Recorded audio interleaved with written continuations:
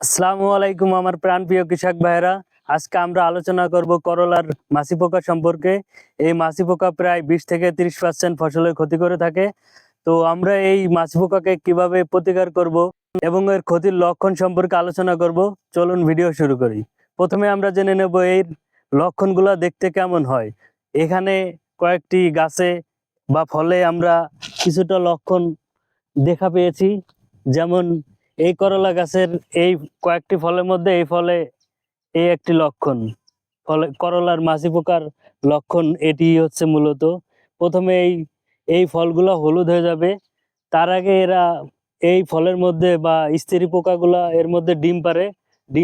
ডিম পাড়ার কারণে ভিতরে অনেকগুলা লার্ভা তৈরি হয়। এই লার্ভাগুলা এই ফলের মধ্যে খাবার খেতে থাকে, আস্তে আস্তে এই ফলটি হলুদ হয়ে যায়। এটি হচ্ছে মূলত করলার মাছি পোকার লক্ষণ।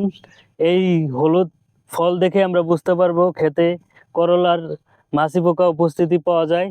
এই যে এখানে একটু একটু ভিজা ভিজা থাকবে, একটু চাপ দিলে এই মানে ছিদ্র যেখানে আছে সেখান থেকে পানি বের হবে। এগুলাই হচ্ছে করলার ফলের মাছি পোকার লক্ষণ। এবং এখন আমরা জানবো করলার এই মাছি পোকাকে কিভাবে প্রতিকার করব। এই করলার মাছি পোকাকে প্রতিকার করার জন্য আমাদের ক্ষেত সবসময় পরিষ্কার পরিচ্ছন্ন রাখতে হবে। এবং এই করলা ক্ষেতে আমরা ফেরোমন ফাঁদ ব্যবহার করতে পারি। এই ফাঁদ ব্যবহার করার ফলে এই করলার মাছি পোকা দমন হবে। এছাড়াও রয়েছে হলুদ ফাঁদ হিসাবে ব্যবহার করা যেতে পারে হলুদ কাঠ। এছাড়াও বাজারে বিভিন্ন ধরনের কীটনাশক পাওয়া যায়, সেগুলা ব্যবহার করলে এই ফলের মাছি পোকাকে দমন করা যাবে।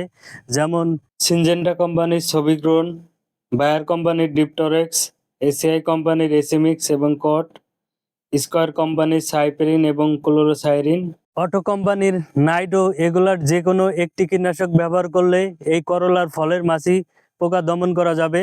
তবে বিষয় খেয়াল রাখতে হবে, এটি 15 দিন পর পর স্প্রে করতে হবে, বেশি ঘন ঘন স্প্রে করা যাবে না। আজকে এই পর্যন্তই। ভালো থাকবেন, সুস্থ থাকবেন, আল্লাহ হাফেজ।